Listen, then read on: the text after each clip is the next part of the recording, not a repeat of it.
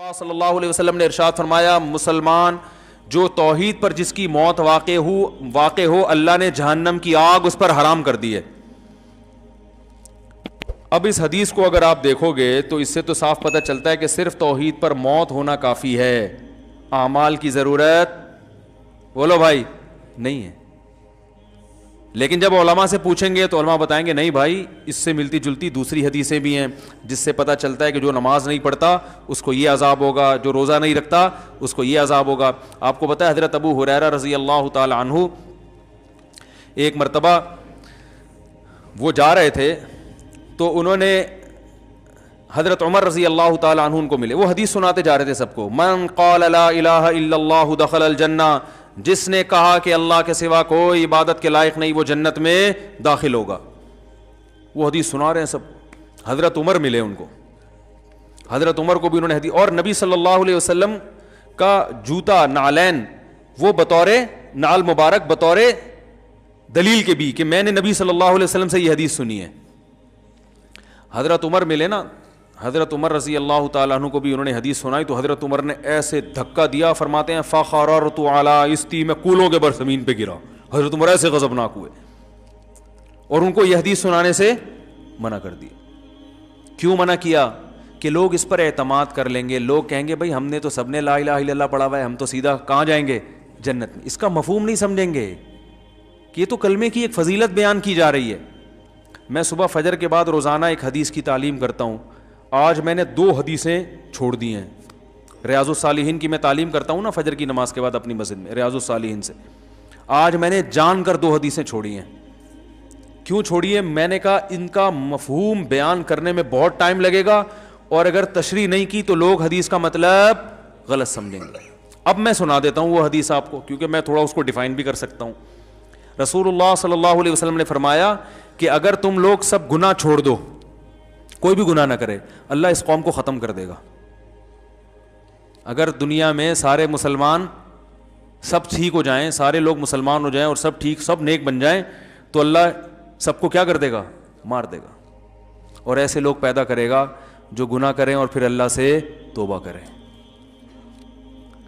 اب میں نے یہ حدیث نہیں سنائی آج، میں نے کہا اس سے گناہوں پر کیا ہوں گے؟ لوگ جری ہو جائیں گے، کیونکہ اب ایسے ہی گناہ کر رہے ہیں کہ اچھا اللہ کو گناہ اتنے پسند ہیں کہ نیک آدمی کو تو اللہ ویسے ہی مار دیں۔ بھائی اگر اللہ کو گناہ پسند ہوتے تو اللہ گناہگاروں کو جہنم میں ڈالتا ہے؟ بھائی یہ اصل میں توبہ کی فضیلت پر ہے، یہ گناہ چھڑوانے کے لیے ہے، کیونکہ گناہ تو کوئی نہ کوئی کسی نہ کسی درجے میں کر ہی رہا ہوتا ہے نا، تو ان کو تسلی دی جا رہی ہے کہ بھائی توبہ اتنی بڑی نیکی ہے کہ اللہ کو اس زمین پر توبہ والی نیکی بھی چاہیے۔ سمجھ آ رہی ہے بات؟ تو اگر کسی سے گناہ ہو گیا تو مایوس نہ ہو، توبہ کر کے توبہ والی نیکی کا آپشن اس کے پاس ہے، اور یہ نیکی اللہ کو اتنی محبوب ہے کہ دنیا میں اگر یہ نیکی ختم ہو گئی توبہ والی نیکی تو اللہ کو ایسے لوگ پسند ہے ہی نہیں۔ اللہ تو چاہتے ہیں کہ گڑگڑاؤ میرے سامنے تاکہ مجھے معاف کرنے میں مزہ بھی تو آئے نا۔ رحمت تو جب ہی ظاہر ہوگی جب تمہاری حرکتوں کی وجہ سے جہنم واجب ہو چکی تھی، مگر میں اپنی رحمت سے اس کو معاف کر دوں تو مزہ آتا ہے مجھے معاف کرنے میں۔ وہ معاف کرنے کا مزہ جب آئے گا جب غلطی بھی تو ہو تم سے، غلطی نہیں ہو رہی، سارے نیک نیٹ کلین بولیں گے اللہ ہم تو اتنے اچھے تھے ہمیں تو ایسی جنت میں بھیج۔ کیا خیال ہے بھائی؟ باپ رحم دل ہے، کیا مطلب؟ بیٹے سے غلطیاں ہوتی ہیں اگنور کرتا ہے، تب بیٹا تعریف کرے یار میرا ابا بہت اچھا ہے۔ اگر آپ صبح شام ابا ابا کرتے رہتے ہو، ہر وقت ابا کی خدمت میں، ابا کے پاؤں دبا رہے ہو، ابا کی شلوار استری کر رہے ہو، ابا کی قمیض استری کر رہے ہو، ابا کی پگڑی استری، اگر پگڑی پہنتے ہیں، آج کل کے ابا پگڑیاں کہاں پہنتے ہیں، تو پینٹ استری کی آپ نے ابا کی، سارا خیال ہر وقت ابا میرے ابا میرے ابا، تو ابا نے بھی آپ سے ذرا تمیز سے بات کر لی میرا بیٹا بہت اچھا، تو آپ بولے کہ بھائی ہم بھی ابا کے ساتھ اتنے اچھے ہیں تو ابا بھی ہمارے ساتھ ظاہر اچھا ہی۔ آج کل کون ابا کے ساتھ اچھا ہوتا ہے؟ تو میں جب اتنا اچھا ہوں تو ابا کا اتنا حق تو بنتا ہے کہ ہمیں بھی ابا اپریشیٹ کرے۔ لیکن آپ نالائق، اور باپ ہر جگہ آپ کے آگے آ کے کھڑا ہوتا ہے، کہہ رہا ہے بھائی نالائق ہے لیکن ہے تو اپنا ہی نا۔ کیا خیال؟ پھر آپ میں اگر غیرت ہوگی تو آپ باپ سے محبت کرو گے، یار ابا نے میری بڑی بڑی غلطیوں کو معاف کیا، آج میں اگر اس اسٹیج پہ پہنچا ہوں تو میری غلطیوں پہ ابا نے پردہ بھی ڈالا ہے، مجھے لوگوں کے سامنے ذلیل بھی نہیں کیا۔ جب لوگوں کے ساتھ آتا ہوں تو تعریف کرتے ہیں میرا بڑا ہونہار بیٹا ہے، حالانکہ مجھے پتا ہے میں کیسا ہوں، ایک وقت آئے گا آپ کا دل ابا کے لیے پگھل جائے گا. تو اللہ پتہ ہے کیا چاہتے ہیں بندوں سے؟ اللہ کہتے ہیں یار نماز بھی پڑھو, روزہ بھی رکھو, سب کچھ ہے, لیکن پہلے محبت تو کرو. یہ خشک نمازیں نہیں چاہیے اللہ کو, یہ خشک روزے نہیں چاہیے. اللہ کو چاہیے اللہ کی محبت میں دھڑکنے والا دل. وہ دل جب ہی دھڑکتا ہے جب انسان سے اگر گناہ ہو جائے اور اسے پتا ہے میرے لیے جہنم کی آگ ہے, گناہ ہے, میرے پاس کوئی آپشن نہیں ہے, اللہ سے گڑ گڑاتا ہے اللہ معاف کر دے, معاف کر دے. تو اللہ کو اتنا مزہ آتا ہے کہ بھائی سزا بنتی تھی مگر میں کیا کر رہا ہوں, معاف کر رہا ہوں اس کو. تو یہ شان جب ہی ظاہر ہوگی جب گناہ بھی تو ہو. کیسی پیاری حدیث ہے, رسول اللہ صلی اللہ علیہ وسلم نے فرمایا جب کسی بندے سے گناہ ہوتا ہے تو وہ آتا ہے توبہ کرنے کے لیے. یہ کل پڑھوں گا ریاض الصالحین میں, اگلا کل والا نمبر اس حدیث کا ہے. تو وہ جب آتا ہے اللہ کے سامنے توبہ کرتا ہے کہ اللہ مجھ سے گناہ ہو گیا, مجھے معاف کر دے. تو اللہ تعالیٰ فرشتوں سے کہتے ہیں دیکھو اے فرشتوں, اس بندے سے گناہ ہوا, بہت سوں سے گناہ ہوتے ہیں, اس سے بھی ہوا, بہت سے میرے پاس معافی مانگنے نہیں آئے, یہ آیا ہے. کیوں؟ اس لیے کہ اس کو پتا ہے ان لہو ربن, اس کا ایک رب ہے جو اس گناہ پر اس کو سزا بھی دے سکتا ہے اور اس گناہ کو معاف بھی کر سکتا ہے. اس کو پتا ہے. یہ اس جذبے سے آ جائے, ورنہ یہ بھی نہ آتا تو کیا ہو جاتا, کوئی سزا تھوڑی ملتی ہے فوراً. بھائی گناہ پہ فوراً شرابی بھی گھوم رہے ہیں, کوئی فوراً سزا ملتی ہے؟ چور بھی گھوم رہے ہیں, ڈاکو بھی گھوم رہے ہیں, قاتل بھی گھوم رہے ہیں, ماں باپ کے نافرمان, بلکہ زیادہ ترقی کر رہے ہوتے ہیں. آدمی وہ فضائل ہی سنا رہا ہوتا ہے بیٹھ کے, ایسا ہی ہے نا. کیا خیال ہے بھائی, جان بنتی ہے نا زیادہ کھانے پینے سے, تو بہت سی دفعہ تو حلال سے ہی بن جاتی ہے, لیکن اکثر اوقات بھائی آپ دیکھ لو جنہوں نے ماشاءاللہ اللہ بچائے حرام کا پیسہ جنہوں نے کھایا ان کی صحت ہی الگ الگ چہرے سے پتہ چل رہا ہوتا ہے ان کے. تو کتنے لوگ ہیں, اللہ تعالیٰ فرشتوں سے کتنے لوگ ہیں گناہ ہوتے ہیں, یا تو فوراً سزا مل رہی ہوتی نا, پھر تو سارے آ جاتے ہیں, سب کو پتہ ہے اب سزا ملنے والی ہے, سب گرفتاریاں دے رہے ہوتے اللہ کے پاس آ کے, اللہ مار دے, اللہ سزا دے دے. لیکن اللہ کو دیکھا ہم میں سے کسی نے نہیں ہے, اور گناہ پہ دنیا میں کوئی سزا بھی نہیں مل رہی ہوتی, ٹھیک ہے نا. تو اللہ فرماتے ہیں اس کو پتہ ہے کہ سزا میرا رب مجھے دے گا, وہ قدرت رکھتا ہے, اور اس سے بڑی بات یہ کہ معاف بھی وہی کر سکتا ہے. جرم اس کا کیا تو معافی بھی کس کے ہاتھ میں ہے, اس کے ہاتھ. لا ملجا ولا منجا منک الا الیک, حدیث میں دعا سکھائی ہے, اے اللہ تجھ سے بھاگنے کی جگہ بھی تیرے پاس ہی ہے. یعنی دیکھو کسی ڈاکو سے بچ کے بھاگو تو تھانے میں چلے جاؤ, علاقے کے ناظم کے پاس چلے جاؤ, لیکن اگر ڈاکو بہت طاقتور ہے تو آپ کو پتا ہے میں کہیں بھی بچ کے نہیں بھاگ سکتا, اب تو میرے لیے موت ہے. تو اللہ تعالیٰ تو اپنے بندوں پر مہربان ہے, لیکن اللہ تعالیٰ سزا بھی دیتا ہے. اس نے بتایا کہ میں نے قوم عاد قوم سمود کو تباہ کر دیا, فرعون کو دریا میں غرق کر دیا اور جہنم کی آگ بنائی اس نے. لیکن اللہ تعالیٰ جب دشمنی پہ آئے تو وہ ایسا ہے کہ اس سے آپ بھاگ نہیں سکتے, تو اب اسی کے پاس آ کے آپ کو اسی کے پاؤں میں گرنا پڑے گا. ایک واقعہ ہم نے بعض بزرگوں سے سنا ہے, اس کی سند کی مجھے تحقیق نہیں ہے. لوگ کہتے ہیں سند کی تحقیق نہیں ہے تو سنا کیوں رہے ہو, یہی بتانے کے لیے سنا رہے ہیں کہ جب سند کی تحقیق نہیں ہے تو یہ واقعہ اتنی اہمیت کا حامل نہیں ہے کہ اس کی تحقیق کی جائے. ہم اپنا ٹائم ان فضول چیزوں میں ضائع نہیں کرتے. یا کوئی فقہی مسئلہ ہو نا پھر تو ٹھیک ہے, یہ کہہ سکتے ہیں کہ جب سند کی تحقیق نہیں ہے تو یہ تو جھوٹا قصہ ہو گیا. جھوٹا اس لیے نہیں کہ بتا رہا ہوں کہ تحقیق نہیں ہے تو جھوٹا بھی ہو سکتا ہے, سمجھ میں آ رہی ہے بات.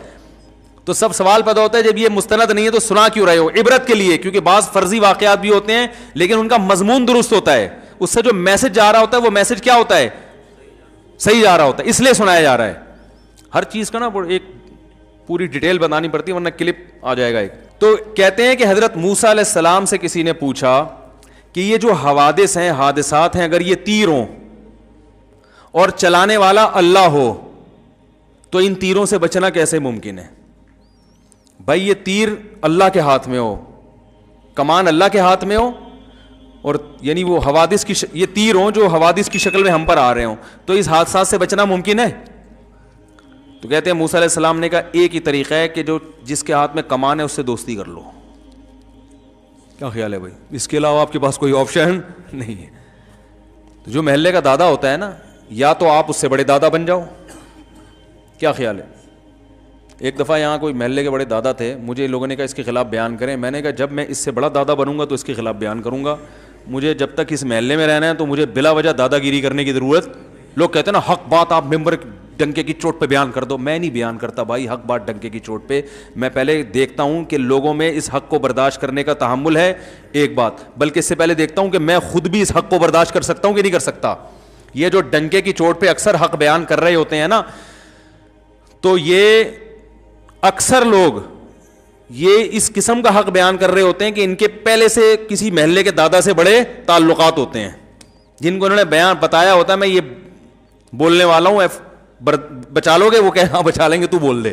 ہمیں تو کوئی ہے ہی نہیں اس طرح کا, ہم تو کسی سے تعلق رکھتے ہی نہیں ہیں. ہاں کسی کے خوف سے غلط بیانی کرنا حرام ہے, یعنی آپ کسی محلے کے دادا کے ڈر سے غلط بات اس کے بارے میں بتا دو, یا جھوٹی تعریفیں شروع کر دو, یا لالچ میں آ کے لوگوں کو غلط گائیڈ کرو, یہ حرام ہے. خاموشی کی شریعت نے اجازت دی ہے, غلط بیانی کی شریعت نے اجازت نہیں دی ہے. غلط بیانی نہیں کرتا, بسا اوقات میں خاموش ہو جاتا ہوں کہ بھائی اس ٹاپک پر بات مت کرو, کیونکہ لوگوں میں برداشت نہیں کر پائیں گے یا غلط رخ پہ لے جائیں گے. تو یہ تو مصلحت ہے, یہ تو حکمت ہے, یہ تھوڑی کہ جہاں جاؤ جو چاہے جا کے بول دو. اب مجھے بتاؤ, ایک آدمی میں کو زنا کا خوف ہے, شہوت اس میں اتنی بھر گئی, اب وہ کہیں رشتہ لے کے جاتا ہے, لڑکی کے ابا سے کہتا ہے کہ میں نکاح کرنا چاہتا ہوں. وہ نہیں, کیوں کر رہے ہو؟ بھائی میں شہوت سے میرا دماغ خراب ہو گیا ہے اور مجھے زنا کے بڑے خطرات ہیں اور میں بڑا پریشان ہوں, تو میں اس لیے چاہ رہا ہوں کہ میں آپ کی بچی سے شادی کروں, اور وہ ہے بڑی خوبصورت, تو میرا خیال ہے کہ وہاں میں شادی کروں گا تو میرا دماغ جو ہے نا ادھر ادھر جانے سے بچ جائے گا. وہ دے گا رشتہ؟ دفع ہو یہاں سے. بات تو حق ہے اور شریعت میں جائز بھی ہے, لیکن یہ حق بیانی آپ بھی نہیں افورڈ کر سکتے, کوئی بھی نہیں افورڈ کر سکتا. بھائی یہ بات آپ کے دل میں ہے, اس کو رکھو, کچھ اور بات کرو اس کے سامنے. وہی نکاح سنت ہے, نبی صلی اللہ علیہ وسلم کی ترغیب ہے, اس لیے کرنا چاہ رہا ہوں. اس طرح کی باتیں آپ کرو گے تو یہ منافقت نہیں کہلائے گی, یہ مصلحت کہلائے گی. ہر بات ہر جگہ کہنے کی نہیں ہوتی. ایک صاحب نے ایک شادی کی تو مجھے بتایا کہ میں نے نکاح کا پیغام بھیجا اور ان کو میں نے پہلے بتا دیا کہ میں 4 کروں گا. تو میں نے کہا واقعی آپ کریں گے؟ کہہ رہے میرا ارادہ تو نہیں ہے, لیکن میں نے احتیاطاً بتا دیا. نہیں 4 نہیں, سوری 2 کروں گا. میں تو 4 کی ایک دم دماغ ادھر چلا جاتا ہے ہمارا. اس نے کہا کہ میں نے ان کو پہلے بتا دیا میں ہو سکتا ہے دوسری بھی کروں. تو میں نے کہا آپ نے ان کو, آپ کا واقعی ارادہ ہے؟ اگر ارادہ ہو پھر تو چلو ٹھیک ہے. کہہ رہے نہیں میرا ارادہ تو نہیں ہے, لیکن میں نے احتیاطاً بتا دیا. میں نے کہا کیوں؟ کہہ رہے بھائی ہو سکتا ہے میری بیوی وہ جو ہے ایسی نکلے کہ بد اخلاق ہو اور مجھے ضرورت پڑ جائے دوسری شادی کی. بھائی عورتیں بد اخلاق بھی نکلتی ہیں, کچھ ایسی ہوتی ہیں جو بانجھ ہوتی ہیں, اولاد نہیں ہو سکتا ہے شادی کے بعد پتہ چلے بانجھ ہے. میں نے کہا بہت اچھا کیا آپ نے, بڑی زبردست کلیریفیکیشن کر دیا آپ نے. میں نے کہا لڑکی کے ابا کو میں کہوں گا کہ آپ کو بھی بتا دیں کہ ہو سکتا ہے ہم آپ سے طلاق لے لیں. بھائی ہم شادی تو کر رہے ہیں لیکن اس بات کا امکان ہے کہ ہم آپ سے طلاق لے کے اس کی کہیں اور شادی کر دیں. آپ پوچھو کیوں؟ بھائی ہو سکتا ہے آپ چرس ہی نکلو. کیا خیال ہے آپ کو؟ نہیں میں تو چرس نہیں پیتا, میرا لیبارٹری ٹیسٹ کروا لیں. بھائی ہو سکتا ہے بعد میں چرسی بن جاؤ. ہو سکنے پر تو یار دنیا میں بہت کچھ ہو سکتا ہے, ابھی جو ہے اس کے حساب سے بات کرو نا. میں نے کہا آپ کا ارادہ ہے نہیں, خام خواہ میں وہ رشتہ توڑ دیا انہوں نے. وہ بالکل صحیح کیا لڑکی کے ابا نے, بہت اچھا کیا توڑ کے. میں نے کہا کوئی بھی ہوتا رشتہ توڑتا ہے بلا وجہ, ہو سکتا ہے ہو سکتا ہے. ایک صاحب تھے وہ پولیو کے خطروں کے بہت خلاف تھے, میرے دوست تھے کیا ہیں ابھی بھی. تو ان کا کہیں رشتہ, ان کو بیچاروں کو کہیں رشتہ نہیں مل رہا تھا, تو مجھے سفارشی بنا کے لے گئے. کہیں کوئی لڑکی کا رشتہ آیا ان کے لیے, تو مجھے سفارشی بنا کے لے گئے کہ آپ بھی چلیں, تھوڑا تھا آپ تھوڑے سے مشہور آدمی ہیں تو میری سفارش کر دیے گئے تو چانس زیادہ ہے. میں نے کہا چل بھائی ٹھیک ہے لے چلتے ہیں. ہم چلے گئے وہاں, تو وہ لڑکی کے والد بھائی وغیرہ آ کے بیٹھے, مجھے بڑی عزت دی انہوں نے. میں نے کہا ہمارے دوست ہیں نکاح کرنا چاہتے ہیں آپ کی بچی سے, اس سلسلے میں ہم حاضر ہوئے تھے. انہوں نے کہا ٹھیک ہے جی, بھی ایجوکیشن کیا ہے وغیرہ وغیرہ جو پوچھا جاتا ہے. اس دوران پھر وہ جب بات مکمل ہوئی تو وہ کہنے لگے دیکھیں میں جب نکاح کروں گا تو میں پہلے ایک بات بتا دوں کہ میں بچوں کو پولیو کے قطرے نہیں پلاؤں گا.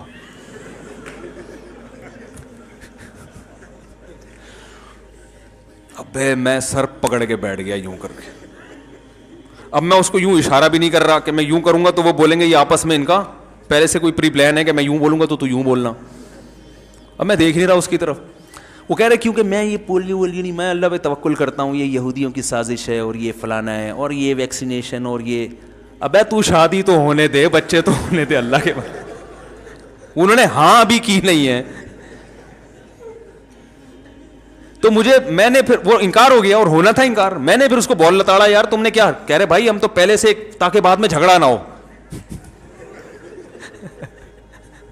یہ وہ لوگ ہیں جو ڈنکے کی چوٹ پہ حق بیان کرتے ہیں. ڈنکے کی چوٹ, اب بھائی تم نے نہیں پلانے تھے اللہ کے بندے. تو وہ پولیو سے اتنا وہ نہیں ہوئے پریشان, وہ اس سوچ سے ہو گئے کہ یار یہ فنڈامنٹلسٹ کی انتہا ہے. یہ تو بہت بڑا فنڈامنٹلسٹ ہے, تو اتنا بنیاد پر ایسا ہو سکتا ہے وہ لڑکی کے ابا بھی پولیو کے قائل نہ ہو, لیکن اتنا پولیو لیس. تو ہر چیز ہر بیان کرنے کی نہیں ہوتی. بہت ساری چیزیں ٹھیک آپ کی رائے میں ٹھیک ہوتی ہیں, اور یہ تھوڑی کہ وہ تھی, یہ بات بھی انہی کی رائے میں ٹھیک تھی نا, ہر آدمی اس سے متفق تھوڑی ہے. تو کیا بات چل رہی تھی یار, جلدی سے بات کو سمیٹیں, بڑی بکھر رہی ہیں, ادھر ادھر باتیں جا رہی ہیں. انہوں نے تو انکار کر دیا, وہ کہاں پولیو والے سے کرتے یار, خود سوچو یار, کوئی بھی نہیں کرتا, بولتا کیا ہے پاگل ہے, کیا کر رہا ہے بھائی تو ہاں حضرت موسیٰ علیہ السلام کا میں بتا رہا تھا کہ بھائی اگر آپ یعنی تیروں سے بچنا آپ کے لیے جب ہی ممکن ہے جب تیر چلانے والے سے دوستی کر لو. تو جب تیر چلانے والے سے دوستی کرو گے تو معاملہ سیٹ ہو جائے گا. تو اللہ کا معاملہ بھی ایسا ہے کہ حدیث میں آتا ہے جب کوئی گناہ کرتا ہے تو اب اس کے پاس آپشن کیا ہے, اللہ سے بچ کے جانا کس کے پاس ہے, اللہ ہی کو منانا ہے کہ اللہ تجھے ستایا تو اب تو ہی معاف کر سکتا ہے. تو اللہ کو یہ ادا اتنی پسند آتی, گناہ کرنا پسند نہیں آتا اللہ کو, غضب آتا ہے اس پہ, گناہ سے پلٹنا پسند آتا ہے. اب اس نیت سے کوئی گناہ کرے کہ میں پہلے گناہ کروں گا تاکہ پلٹ کے اللہ کو راضی کروں, تو وہ بیوقوف ہے. بھائی اس کی مثال علماء یہ دیتے ہیں کہ جب آپ کا زخم بھرتا ہے تو والدین خوش ہوتے ہیں نا, آپ بھی خوش ہوتے ہو, لیکن آپ اس نیت سے زخمی کرو اپنے آپ کو دوبارہ کہ پہلی دفعہ جب مجھے زخم ہوا تھا تو جب میں ٹھیک ہوا تھا تو بڑی خوشی ہوئی تھی, اب میں دوبارہ اپنے ہاتھ کاٹتا ہوں تاکہ میں ٹھیک ہوں تو مجھے خوشی ہو. تو یہ پرلے درجے کا بیوقوف ہے, حماقت. ابے بھائی تو پہلے سے ٹھیک ہے تو خراب کیوں کر رہے اپنے آپ کو. تو اسی طرح علماء کہتے ہیں گناہ ہو گیا تو توبہ کرو, توبہ کی نیت سے گناہ کرنا یہ پرلے درجے کی حماقت اور بیوقوفی ہے. اس کے بہت نقصانات ہیں, وہ نقصانات کیا ہیں ایک الگ ٹاپک ہے. تو اللہ کو توبہ اتنی پسند, حدیث میں آتا ہے جب توبہ کرتے ہیں اللہ کہتے ہیں دیکھو اس کو پتہ ہے کہ میں ہوں معاف کرنے والا, تو اللہ کیا کرتے ہیں, معاف کرتے ہیں. فرشتوں سے کہتے ہیں گواہ رہو. نبی نے فرمایا پھر دوبارہ اس سے غلطی ہو جاتی ہے. اب یہ پھر پریشان ہوتا ہے, یار میں نے تو اللہ سے معاہدہ کیا تھا اب نہیں کروں گا, اب دوبارہ ہو گیا. تو یہ پھر اللہ کے پاس آتا ہے, اللہ معاف کر دے. تو اللہ کہتے ہیں دیکھو دوبارہ غلطی ہوئی ہے, اب یہ پہلے سے بھی بڑا جرم ہے, ایک تو گناہ, اوپر سے اللہ سے کیا ہوا ایگریمنٹ توڑا اس نے, لیکن اس کو پتہ ہے اس گناہ پر بھی سزا دے گا کون, اللہ, اور معاف کون کر سکتا ہے, اللہ. تو اس جذبے سے دوبارہ معافی مانگ رہا ہے, بار بار آتا ہے, بار بار معافی مانگتا ہے. اللہ ہر دفعہ فرشتوں کو یہ کہہ کے معاف کرتے ہیں اس نے نہ مجھے دیکھا نہ میرے عذاب کو دیکھا. اس گڑگڑانے کو اللہ پسند کرتے ہیں. تو اس لیے حدیث میں آتا ہے سارے اگر نیک پرہیزگار بن جائیں اللہ سب کو ختم کرے گا, ایسے لوگ پیدا کرے گا جو غلطی کریں اور پھر اللہ سے توبہ کریں. اس کا مطلب یہ نہیں ہے کہ اب آپ غلطیاں, کیونکہ ہم میں سے ہر شخص بہت سی غلطیاں کر چکا ہے, اب آپ کو نئی غلطی جو ہے نا معاشرے میں جو ہے وہ اس کا تعارف کروانے کی ضرورت نہیں ہے. تو توبہ کی ترغیب ہے, یہ غلطیاں کرنے کی ترغیب, اس کو نبی صلی اللہ علیہ وسلم نے اس انداز سے ڈیفائن کیا ہے, اس انداز سے سمجھایا ہے تاکہ توبہ کی, ورنہ ایسا ہوگا نہیں. تو یہ توبہ کی اتنی بڑی فضیلت ہے. اب اگر آپ ادھوری حدیث سنیں گے نا تو فوراً لوگوں کا ذہن کہاں جاتا ہے, گناہ کی طرف, کہ یار گناہ کوئی اتنی بڑی چیز نہیں ہے. بھائی گناہ بہت بری چیز ہے, قتل پر کتنی شدید وعیدیں, نماز قضا کرنے پر. زنا اللہ کو اگر پسند ہوتا تو اللہ یہ کہتے کہ زانی کو چوک میں کھڑا کر کے 100 کوڑے مارو. اللہ تو ستار ہے نا, گناہوں پہ پردہ ڈالنے والا, لیکن زانی کا جرم گواہوں سے ثابت ہو گیا, اللہ کہتے ہیں نا نا نا, چوک پہ لا کے اس کو 100 کوڑے مارو. شادی شدہ تو سنسار کر دو, پتھروں سے مار کے ہلاک کر دو. اس سے پتہ چلتا ہے اللہ کو گناہ پہ ذرا بھی خوشی نہیں ہوتی, گناہ سے توبہ پہ خوشی ہوتی ہے اللہ تعالیٰ کو.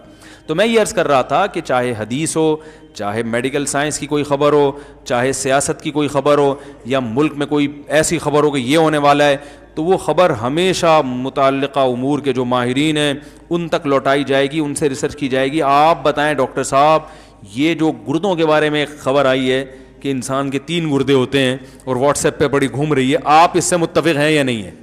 ٹھیک ہے نا ٹھیک ہے. اور فلاں جو خبر آئی ہے کہ کوئی حکمت سے متعلق ہو تو کسی بڑے حکیم سے پوچھا جائے, یا سیاست سے متعلق ہو تو جو سیاسی امور کے ماہرین ہیں ان سے پوچھا جائے, تو جس کسی شخصیت سے متعلق خبر ہو تو اس شخصیت سے پوچھا جائے, اس شخص سے پوچھا جائے کہ آپ خود اس بارے میں کیا کہتے ہیں, آپ نے ایسا کہا ہے. کسی ادارے کا فتویٰ ہو تو اس ادارے سے پوچھا جائے کہ آپ نے واقعی ایسا فتویٰ دیا بھی ہے یا نہیں دیا.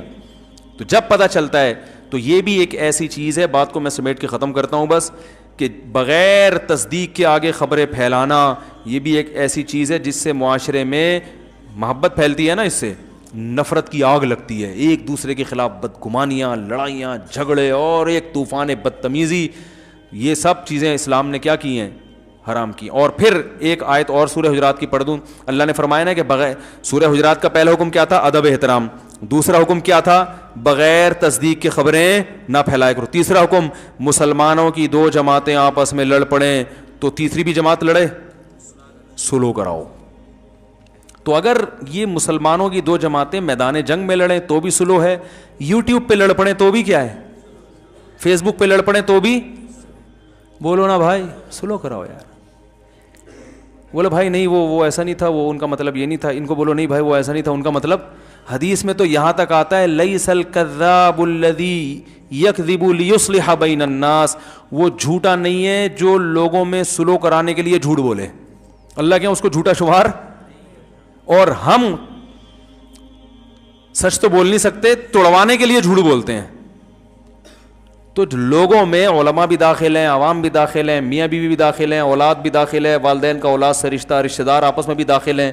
تو اس میں تو ہمیں جھوٹ, اگرچہ بہت سے علماء کی رائے سری جھوٹ مراد نہیں ہے, اس سے گول مول کلام, وہ کچھ اور مطلب سمجھے, آپ کچھ اور.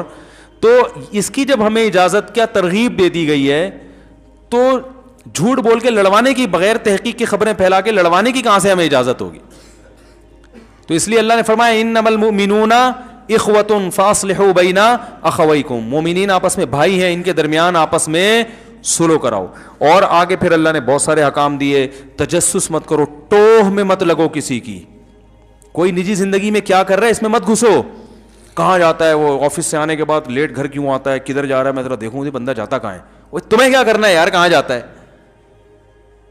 بھائی. ایک آدمی نے کسی سے پوچھا تیری بیوی بدصورت ہے خوبصورت ہے, اس کو غصہ آیا کہ تو کیوں پوچھ رہا ہے, کہہ رہے جنرل نالج کے لیے.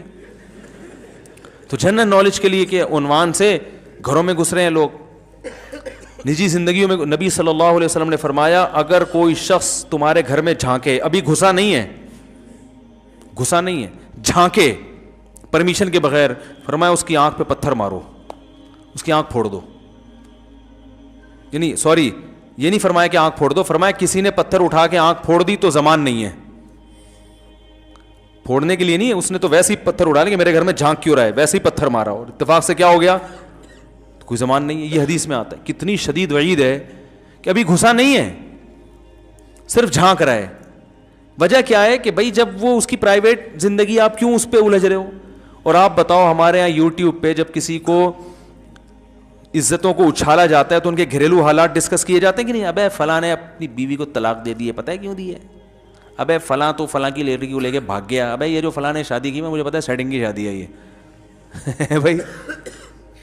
اتنی باتیں گھروں میں گھس رہے ہیں, ریکیاں کر رہے ہیں, یہ کہاں سے آ رہا ہے, کدھر جا رہا ہے, یہ کیا کر رہا ہے, یہ کیوں کر رہا ہے, یہ نجی زندگی لوگوں کی تبصرہ. اچھا پھر اس میں بھی یہ اکثر یہ کیا ہوتا ہے کہ یہ جو مشہور لوگ ہوتے ہیں نا, ان کی میاں بیوی میں علیحدگی ہوتی ہے تو ان کی عورتیں آ کے پھر کلپ ریکارڈ کرواتی ہیں, انٹرویو دیتی ہیں, میرے میاں نے یہ ظلم کیا, میرے میاں نے یہ ظلم کیا. لوگوں نے میاں کو گالیاں دی ہوئی ہوتی ہیں نیچے.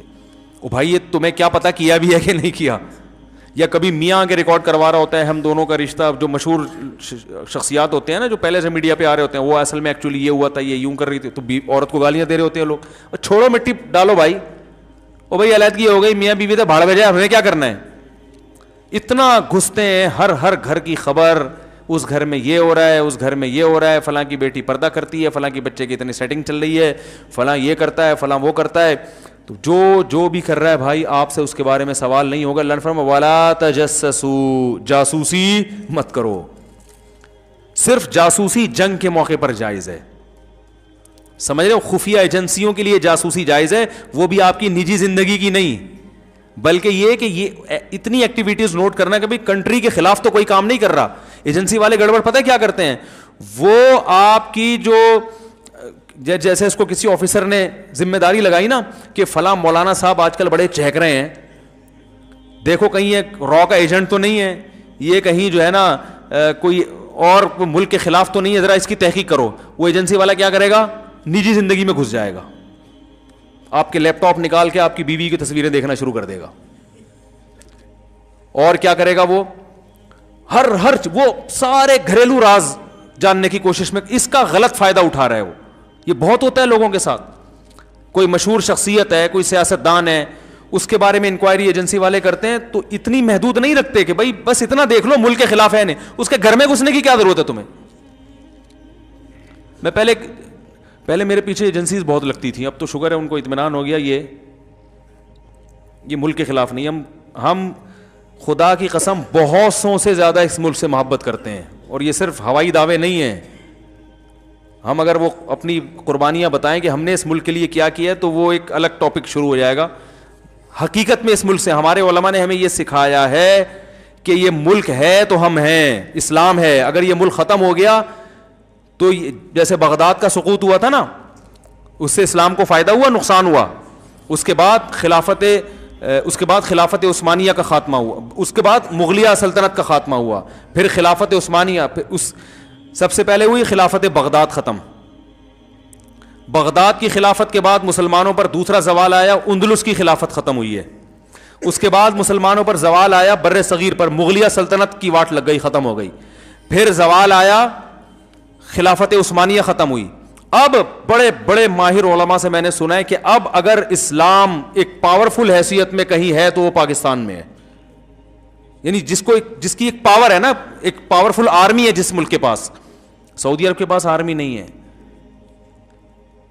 ترکی کے پاس آرمی ہے, مگر وہاں اسلامی شعار اتنے زیادہ نہیں ہے. 50% طیب اردوغان جب تک ہے تو ہے, اگر اللہ نہ کرے اس کو شکست ہوگی تو پھر لبرل حکومت آ جائے گی. بالکل ہی, یعنی ان کے آئین میں اسلام نہیں ہے.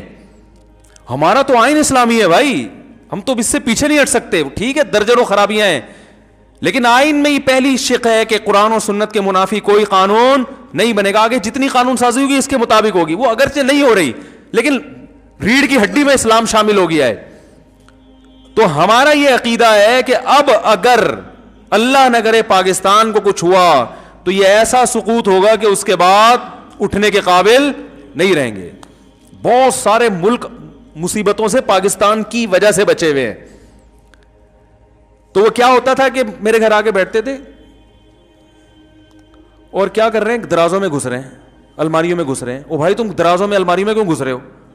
تم بالفرض اگر ایجنسی کے آدمی ہو, تمہیں حکومت نے یہ, میرے 10-15 سال پرانی بات ہے جب دہشت گردی عروج پر تھی نا, تو وہ ان کی ذمہ داری بھی تھی, دیکھیں جو مشہور لوگ ہیں ذرا ان کو. تو بھائی ٹھیک ہے آپ گھسو, لیکن ڈراز میں کیوں گھس رہا ہے بھائی تو؟ یہاں کے بم رکھا ہوا ہوگا کہ یہاں پہ وہ کیا ہے, اپنی ٹھڑک. ایجنسیوں نے ان کے ذمہ یہ ٹچے ہوتے ہیں, چھوٹے چھوٹے جو ہوتے ہیں نا, گھوم رہے ہوتے ہیں. ایجنسی میں جو آفیسر ہے اس نے ان کو یہاں تک جانے کی اجازت نہیں دی ہوتی, لیکن وہ اپنی ذاتی کے راز پہ مطلع ہو جاؤں کسی طرح, پھر میں ذاتی طور پہ بلیک میل کروں گا. سمجھ رہے ہیں نا, کمپیوٹر میں گھس رہا ہے, کبھی کیا کر رہا ہے, کیا میں اندازہ ہو جاتا ہے بندہ ٹھیک نہیں ہے. یہ بھی ممکن ہے ایجنسی کا نہ ہو, ویسے ہی کوئی بندہ آ گیا ہو, آپ کسی کو مہمان کے طور پہ کمرے میں بٹھا کے جائیں اور وہ آپ کی ڈرازیں کھول کھول کے چیک کرنا شروع کر دے. آپ چائے بنانے کے لیے گئے اور وہ, تو یہ گھٹیا اور نیچ حرکت ہے یا نہیں ہے بھائی؟ تمہیں یہاں بٹھا گئے ہیں, تمیز سے بیٹھو یار. ڈراز کھول کے دیکھ رہا ہے اور جو ہے وہ کمپیوٹر کھول کے دیکھ رہا ہے. آپ کسی کو موبائل پکڑا دو, فوراً ان باکس میں جا کے میسج پڑھنا شروع کر دے گا وہ. تو یہ ہے لا تجسسوا. اللہ فرماتے ہیں جاسوسی صرف اس کی ہوگی جو جس کے بارے میں آپ کو خطرہ ہے کہ ملک کے خلاف تو نہیں جا رہی ہے, تو اس کی بھی جاسوسی اتنی ہوگی جتنی ملک کے دفاع کے لیے ضروری ہے. اس کی ختنے چیک کرنا شروع کر دیں آپ بیٹھ کے باقاعدہ. چلو ختنے اس نیت سے کہ کہیں ایسا نہ ہو کہ وہاں کا ایجنٹ ہو, وہ بھی چلتا ہے. تو یہ کر رہے ہیں لوگ یہ کام. تو یہ ہے تجسس, یہ اسلام میں کیا ہے, حرام ہے. ایک دفعہ کیا ہوا, ہمارے پڑوس میں نا کھڑکی کھلتی ہے, یعنی ہمارے مین گیٹ سے دوسری طرف وہ ہماری کھڑکی نہیں, ان کی کھڑکی ہماری طرف کھلتی ہے, ہمارے گھر کی طرف نہیں, دروازے کی طرف. تو ادھر ٹی وی چل رہا تھا. اب ایک خاتون آئی, ان کی نظر کھڑکی پہ پڑی, فلم چل رہی ہے یا ٹی وی چل رہا ہے یا کیا, واللہ عالم, اکثر فلمیں چل رہی ہوتی ہیں ٹی وی میں, بس ان کو اندازہ ہو گیا ٹی وی چل رہا ہے. اب وہ ہمارے گھر میں گھسی, ملنے کے لیے آئی تھی. اب وہ نا, اب ان کو یہ نہیں پتا کہ یہ ساتھ کمرہ ہمارا نہیں ہے, ہمارے پڑوسیوں کا ہے. اب ان کو یہ تجسس, مفتی صاحب کا گھر ہے اور کیا چل رہا ہے یہاں پہ, ٹی وی. اب میرے گھر والے مجھے بتا رہے ہیں کہ ٹک کے بیٹھی نہیں ہے وہ, ان کو یہی فکر کہ یار وہ والے کمرے میں جاؤں جہاں, کہہ رہے ان کی ایکٹیویٹیز سے مجھے اندازہ ہو, کبھی یوں جا رہی ہیں, کبھی یوں جھانک رہی ہیں, کبھی یوں جھانک رہی ہیں, کبھی ایسے کر کے دیکھ رہی ہیں. تو ہمارے گھر والے کہتے ہیں مجھے اندازہ ہو گیا جو پڑوسیوں کا ٹی وی ہے نا, اس سے ان کو غلط فہمی ہو رہی ہے, اور کیونکہ کمرے ساتھ ملے ہوئے ہیں تو یہ سمجھ رہی ہیں کہ مفتی صاحب کے گھر میں ادھر ممبر پہ بیٹھ کے ٹی وی کے خلاف تقریریں کرتے ہیں اور گھر میں کیا چل رہا ہے, ٹی وی چل رہا ہے. تو گھر والوں نے بتا دیا کہ یہ جو آپ یوں کر رہی ہیں نا, یہ ان کا ٹی وی ہمارا نہیں ہے, دوبارہ جا کے اچھی طرح سے دیکھ لیں, ایسا نہ ہو وہاں جا کے خبریں پھیلانے. تو بھائی اگر آپ کو گھر میں بلائے چائے کے لیے, چائے پیو, پتلی گلی سے نکلو, آپ جھانک جھانک کے یوں کرنا, یوں کرنا, یوں کرنا, کتنی گھٹیا حرکت ہے. یہ چل رہا ہے مارکیٹ میں, اور یہ اگر صفائی نہ ہوتی تو ان کو تو یہ ہو جانا تھا. کہ تو ہمیں تو شریعت نے سکھایا ہے اچھا گمان. بس یہ ایک واقعہ سنا کے بیان ختم کرتا ہوں. میں بچپن میں تبلیغ والوں کے ساتھ کہیں گشت کر رہا تھا, ہم نے ایک صاحب کو آتے ہوئے دیکھا, گھر میں داخل ہوئے ہمارے سامنے, ہم ان کے پیچھے پہنچ گئے, امیر صاحب نے دروازہ بجایا, ایک بچہ آیا, جی کون, انہوں نے کہا بھائی فلاں صاحب ہیں جو بھی ہمارے سامنے گھسے تھے, وہ اس بچے کے ابو تھے. بچے نے کہا بھی بتاتا ہوں, پوچھتا ہوں میں. وہ گیا اندر, آ کے کہہ رہا ہے وہ گھر پہ نہیں ہے, ہمارے سامنے گھسے ہیں وہ. تو امیر صاحب, دیکھو یہ ہوتا ہے تبلیغی جماعت کی جو کامیابی کی وجہ ہے نا, یہ بیسک اصول ہیں, یہ بنیادی اصول ہیں جس کی وجہ سے وہ پوری دنیا میں پھیل گئے. صرف زبان سے کہتے نہیں ہیں, جو کہہ رہے ہیں اس پر عمل بھی ہے. تو امیر صاحب نے کہا, امیر صاحب کو اندازہ ہو گیا کہ بھئی یہ بدگمانی ہو رہی ہے ان سب کو. تو انہوں نے کہا دیکھو مسلمان, ہم تبلیغ کرنے نکلے ہیں نا, تو پہلے خود تو عمل کریں.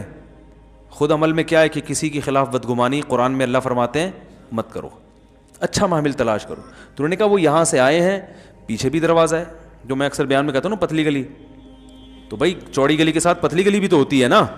بھائی وہ آئے ہوں, پانی پیاؤ اور اس دروازے سے نکل کے باہر چلے گئے ہوں, تو بچے نے آ کے کہا ہو کہ بھائی نہیں ہے گھر پہ, تو عین ممکن ہے, اور واقعی ایسا ہوتا بھی ہے.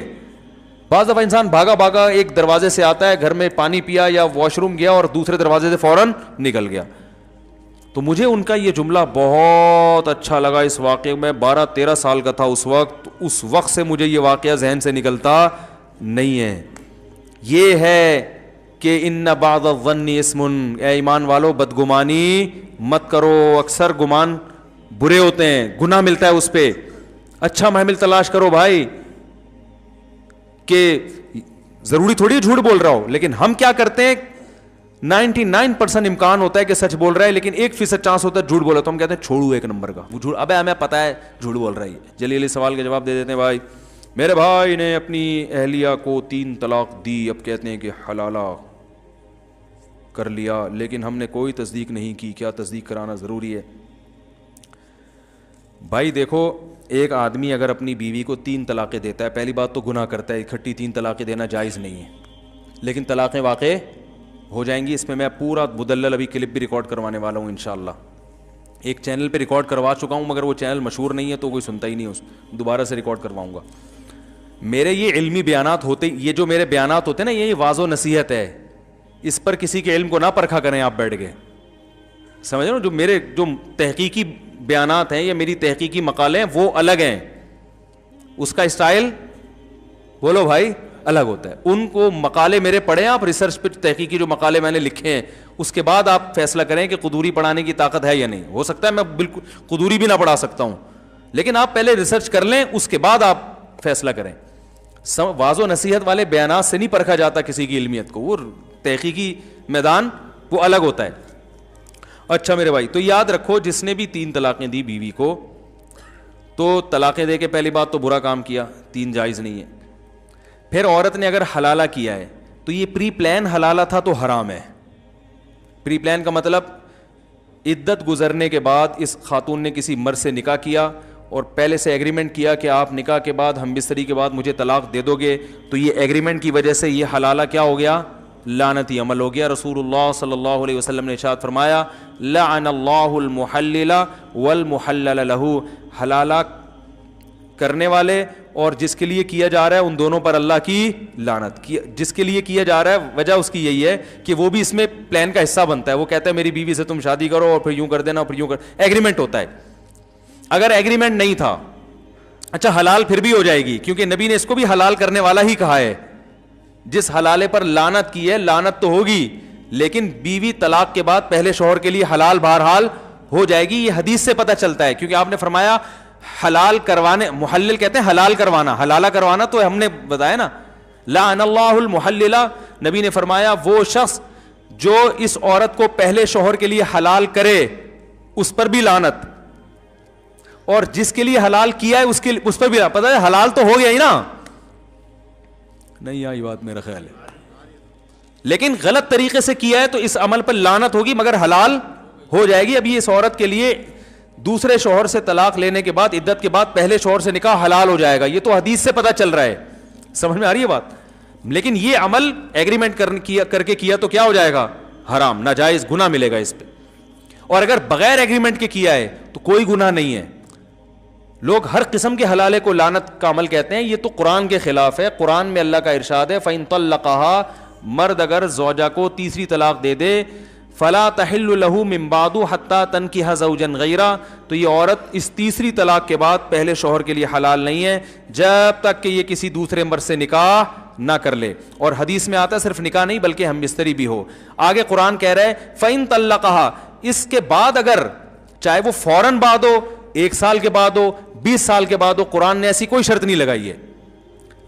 میں دوبارہ آیت پڑھ لوں, فَإِن طَلَّقَهَا, اگر شوہر نے تیسری طلاق دے دی, فَلَا تَحِلُّ لَهُ مِن بَعْدُ, تو یہ عورت اس تیسری طلاق کے بعد شوہر کے لیے حلال نہیں ہے, حتیٰ, یہاں تک کہ, یعنی کب حلال ہوگی اللہ وہ وجہ بیان کر رہے ہیں, تنکیحا زوجن غیرہ, پہلے شوہر کے علاوہ کسی اور سے نکاح کر لے. فَإِن, پس اگر اس نکاح کے بعد, اور حدیث میں آتا ہے صرف نکاح نہیں بلکہ ہم بستری بھی, اس ہم بستری اور نکاح کے بعد فَإِن طَلَّقَهَا, یہ دوسرا طلاق دے دے, اگلی رات کو دے دے, 1 گھنٹے بعد دے دے, آدھے گھنٹے بعد دے دے, 15 منٹ بعد طلاق دے دے, 10 منٹ بعد طلاق دے دے, 10 سال کے بعد طلاق دے دے, ایسی کوئی تفصیل قرآن نے بیان نہیں کی ہے.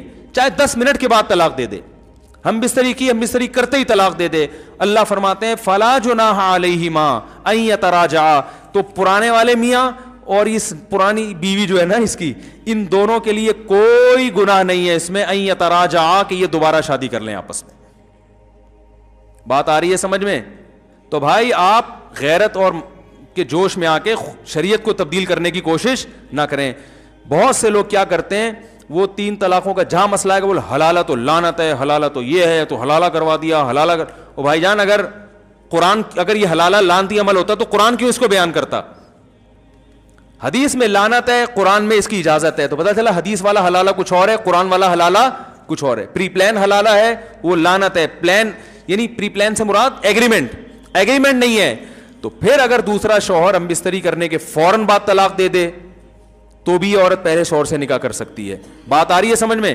اچھا, یہ بھی جائز ہے کہ عورت نے پہلے سے ایگریمنٹ نہیں کیا, شوہر دوسرے شوہر ہیں جب بیوی سے ہم بستری کی, تو عورت کے لیے یہ بھی حلال ہے کہ فوراً طلاق مانگ بھی لے. اس کے ناجائز ہونے کی بھی قرآن و سنت میں کوئی دلیل نہیں ہے.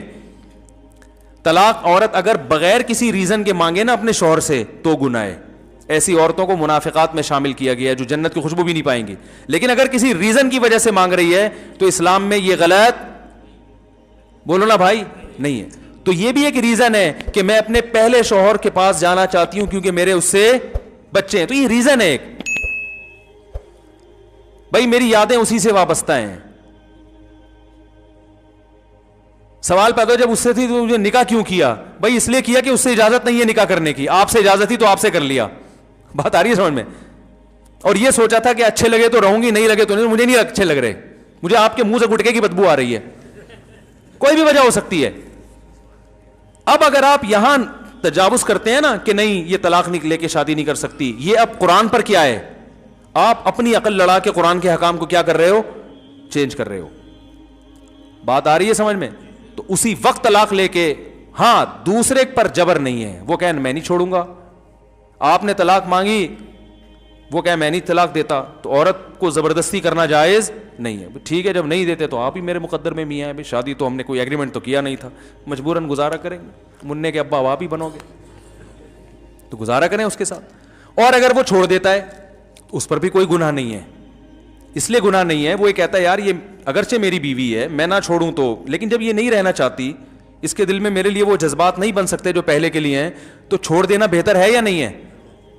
بھائی میں تو لوگوں کو ویسے ہی مشورہ دیتا ہوں جن کی بیویاں طلاق مانگ رہی ہیں, کوئی ریزن نہیں, میں کہتا ہوں یار طلاق اچھی چیز نہیں ہے, لیکن یہ بھی اچھی چیز نہیں ہے جو نہیں رہنا چاہتی زبردستی گھسیٹ کے رکھو اس کو اپنے پاس, یہ کوئی اچھا کام ہے؟ ابے کیا ہو گیا, او بھائی محبت کا رشتہ ہے, محبت سے رہو, ٹھیک ہے, نہیں رہ سکتے تمیز سے الگ ہو جاؤ نا. تو طلاق نہیں دینی چاہیے, لیکن اگر بیوی نہیں رہنا چاہتی, بیوی کے لیے تو غلط ہے بلا وجہ مانگے, لیکن آپ کے لیے بہتر یہی ہے کہ جب نہیں رہنا چاہ رہی تو یار ایسی عورت سے کرو شادی جو غیرت مند ہو, آپ سے ٹوٹ کے محبت کرے. نبی نے کیا فرمایا, تزوج الودود الولود, ایسی عورت سے نکاح کرو جو محبت کرتی ہو. تو یہ جب طلاق مانگ رہی ہے اس کا مطلب آپ سے یہ محبت نہیں کرتی. تو اگر آپ افورڈ کر سکتے ہو طلاق دینے کے بعد کہ بھائی مجھے دوسری مل جائے گی تو چھوڑ دو اس کو, اور اگر نہیں آپ کہیں یار میں تو اس سے بھی جاؤں گا ٹھیک ہے نا, مجھے ویسے ہی کوئی لفٹ نہیں کرائے گا معاشرے میں, پھر بے شک نہ چھوڑو. آپ بولو بھائی ٹھیک ہے تمہیں میں سمجھ میں نہیں آ رہا, لیکن مجھے تم ہی سمجھ میں آ رہی ہو, تمہارے علاوہ مجھے کوئی سمجھ میں, تو اختیار تو اللہ نے مرد کو دیا ہے نا, سمجھ رہے بھائی میں نہیں رہ سکتا, مجھے تم سے اتنی محبت ہے, تمہیں اگرچہ نہیں ہے, لیکن اب تو تم نے اپنی مرضی سے قبول ہے نا ہمیں, تو اب ہم تو تمہیں پہلے سے بھی زیادہ محبت ہو گئی, ہم نہیں چھوڑیں گے, جاؤ.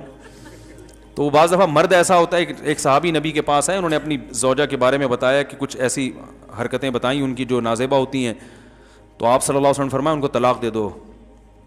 تو آپ نے حدیث کا مفہوم بیان کر رہا ہوں, آپ ان صحابی نے عرض کیا یا رسول اللہ میں بہت زیادہ محبت کرتا ہوں. آپ نے فرمایا ٹھیک ہے پھر مت دو. مطلب یہ کہ وہ عورت ایسی ہے کہ وہ رکھنے کے قابل نہیں ہے, لیکن اب تمہیں عشق کی حد تک محبت ہو گئی ہے, تو ایسا نہ ہو کہ برائی میں نہ پڑ جاؤ کسی نا, ایسی عورت کو چھوڑو گے تو اب تمہیں اس ڈیزائن کی دوسری ملے گی نہیں, وہ زیادہ خوبصورت تھی یا کیا مسئلہ تھا اس میں, تو پھر تمہیں وہی. ایک صاحب کی بیوی بد اخلاق تھی مگر خوبصورت بہت تھی, تو انہوں نے اپنی بیوی کو طلاق دے دی. اب ان کو اچھے اخلاق والی مل گئی, مگر اس کی شکل بیچاری کی بقول ان کے, آپ کوئی بھی نہیں جانتا نہیں ہے میں کس کی بات کر رہا ہوں, اس لیے کوئی غیبت نہیں ہے, کسی کا راز فاش نہیں کر رہا. تو وہ میرے پاس آئے, کہنے لگے یار وہ پرانی بہت یاد آ رہی ہے. میں نے کہہ رہا یار وہ ٹھیک ہے بد اخلاق تھی لیکن شکل اچھی تھی. کہہ رہے یہ اخلاق کی بہت, لیکن کہہ رہے شکل بالکل بھی اچھی نہیں ہے. تو میں نے کہا اب اس کو بھی گزارا کر لو. اب وہ ان کے ماشاءاللہ گزارا ہو رہا ہے, بچے بھی ہو گئے ان کے. میں نے کہا ورنہ جب اگلی ملے گی نا تو نہ اخلاق کی اچھی ہوگی اور نہ شکل کی ہوگی, پھر بولو گے دوسری اخلاق کی تو اچھی تھی نا. تو شکر کرو جو بھی اللہ نے جس کو جو پیس دے دیا اللہ کا شکر ادا کرے. جو ملا صبر کرو, شکر کرو. دنیا میں سارے مزے دنیا میں نہیں ہوتے, پازیٹیو چیزوں کو دیکھو, نیگیٹو کو اگنور کرو. تو اب اللہ نے قرآن میں کیا کہا کہ اب اگر شادی کے بعد دوسرا میاں طلاق دے دے, فوراً دے دے, اگلے دن دے دے, 10 سال کے بعد دے دے, وہ اس کا ہیڈیک ہے, وہ ان کا آپس کا مسئلہ ہے. بلکہ علماء نے یہاں تک لکھا ہے کہ اگر دوسرا شوہر اس نیت سے طلاق دے دے کہ یہ پہلے شوہر کے ساتھ شادی کرنا چاہتی ہے, اس کے اس سے بچے ہیں, اس کے جذبات و فیلنگ اسی کے ساتھ ہیں, میرے ساتھ یہ نباہ نہیں کرنا چاہتی, تو اس طلاق پہ اس کو ثواب ملے گا. مقصد تو راحت, طلاق اس لیے بری چیز ہے کہ اس سے نقصان ہوتا ہے نا. یہاں طلاق کا نقصان کے بجائے کیا ہو رہا ہے, فائدہ ہو رہا ہے. اور دوسری بات جو حلالے کا مقصد تھا وہ بھی حاصل ہو گیا. مقصد یہ تھا کہ جب مرد نے 3 طلاقیں دی تھیں تو طلاق میں یا تو عورت قصوروار ہوگی یا کون قصوروار ہوگا, آدمی. یہی مسئلہ ہے نا. اگر عورت قصوروار تھی تو اس کی زندگی میں نیا مرد آیا تو اس کو کمپیئر کرنے کا چانس دیا شریعت نے, دیکھو یہ بھی ہے وہ بھی ہے, دونوں میں زیادہ اچھا کون ہے. اب سوچ سمجھ کے جانا, جو جھگڑے ہو رہے تھے, اگر اس کا پرانا میاں غلط تھا تو وہ کبھی بھی پرانے کے پاس نہیں جائے گی. وہ سمجھ میں آ رہی ہے بات؟ وہ کہے گی اللہ نے میری جان چھڑا دی, میری زندگی میں ایک نیا مرد آ گیا, ایک اچھا آدمی مل گیا, میں اب آپ ہی کے ساتھ زندگی گزاروں گی, مجھے وہاں جانے کا کیا شوق ہے. دوبارہ اس کے پاس جانا چاہتی ہے, اس کا مطلب فالٹ کس میں تھا؟ عین ممکن ہے آپ میں فالٹ ہو. اب آپ کو اندازہ ہو گیا کہ جو ہے نا مرد کیسے ہوتے ہیں. اور مرد کی اگر غلطی تھی تو جب وہ دھکے کھائے گا نا اس بیوی کو یاد کر کر کے روئے گا تو اسے اندازہ ہوگا یار اس میں فالٹ تھے, مگر اب جو میں رشتے تلاش کر رہا ہوں اس سے بھی زیادہ فالٹ والے مل رہے ہیں. اور یار کم از کم بچوں کو تو پال رہی تھی نا, اب تو بچے بھی گئے. چلو کھانا نہیں بناتی تھی, خدمت نہیں کرتی تھی, تمیز سے بات تو کرتی تھی. وہ یادیں جب علیحدگی ہوتی ہے نا یادیں تو پھر آتی ہیں. کہے گا یار یہ تو کسی اور کے نکاح میں چلی گئی یار, یہ تو بالکل اختیارات ختم ہو گئے. وہ 100 دفعہ سوچے گا. اگر وہ اپنے فیصلے پر نادم نہیں ہے, وہ کہہ رہے میں نے صحیح کیا, تو وہ دوبارہ کبھی بھی شادی, بولو بھائی, بولتے کیوں نہیں کرے گا. وہ کہے گا اچھا ہے کسی اور سے نکاح ہو گیا, فون کر کے اپنی پرانی بیگم کو بول دے گا اب اسی کے ساتھ رہنا, اس خوش فہمی میں نہ رہنا کہ میں آپ سے شادی کروں گا, ادھر ہی زندگی ہنسی خوشی زندگی گزارو, میری جان چھوٹی, اچھا ہوا تمہیں بھی گھر مل گیا. سمجھ رہے ہیں. لیکن اگر وہ طلاق کے بعد دوبارہ نکاح کر رہا ہے, اس کا مطلب وہ یہ مان رہا ہے کہ غلطی طلاق دینے میں کس کی تھی, میری تھی. تو قرآن کہہ رہا ہے کہ فلا جناح علیہما ان یتراجعا ان ظنا یقیما حدود اللہ, دونوں آپس میں شادی کر سکتے ہیں اگر ان کا خیال ہو کہ اب یہ جھگڑے نہیں ہوں. اس کو بھی سزا مل گئی اور آپ کو بھی سزا مل گئی. رہا ایک آخری بات بتا کے بیان ختم کرتا ہوں. بیان تو میرا ختم ہو پہلے ہی ہو چکا ہے, جو جانا چاہیں وہ جا سکتے ہیں. تو یہ گریبی چل رہی ہے, بیان ختم ہو چکا تھا. جب مسائل شروع کر دوں نا میں تو اس کا مطلب بیان ختم ہو چکا ہے, جو جانا چاہیں وہ جا سکتے ہیں. تو لوگ اس کو غیرت کے خلاف سمجھتے ہیں, یہ ایک اہم بات ہے. لوگ کہتے ہیں غیرت کے خلاف ہے کہ 3 طلاقیں دی, ایک آدمی کی بیوی کسی دوسرے مرد کے پاس جائے پھر وہاں سے گھوم کے واپس ہے, غیرت کے خلاف ہے. یہ غیرت کے خلاف اس لیے نہیں ہے کہ جب آپ نے 3 طلاقیں دے دیں, عدت بھی پوری ہو گئی, تو وہ اب آپ کی بیوی ہے نہیں. وہ جہاں چاہے جس سے چاہے شادی, کسی کی طلاق یافتہ سے شادی کرنا غیرت کے خلاف نہیں ہے. آپ کا اس سے کوئی ریلیشن نہیں رہا, وہ جہاں چاہے شادی کرے. اب اگر وہ دوسرے مرد سے طلاق لیتی ہے تو یہ بھی غیرت کے خلاف نہیں ہے. عورتیں طلاق لیتی ہیں نا مختلف بیسس پر, تو غیرت کے خلاف ہے. کسی بھی بیس پہ طلاق لیتی ہے, کوئی بیس معقول ہو, پھر جب طلاق لینے کے بعد عدت بھی پوری کر لے تو جیسے اس کا کسی اور مرد سے نکاح کرنا غیرت کے خلاف نہیں ہے, اپنے پرانے میاں سے نکاح کرنا بھی غیرت کے خلاف نہیں ہے. تو کون سا اسٹیپ ہے جو آپ کو لگتا ہے یہاں سے غیرت کے خلاف کام شروع ہو رہا ہے؟ تو اس لیے جو جائز حلال ہے وہ غیرت کے خلاف نہیں ہے. سمجھ میں آئی بات کہ نہیں آئی؟ اللہ تعالیٰ سمجھنے کی عمل کی توفیق عطا فرمائے. علم معاشرے میں مارکیٹ میں شارٹ چل رہا ہے, بس تبصرے چل رہے ہیں آج کل معاشرے. سبحانک اللہم و بحمدک نشہد ان لا الہ الا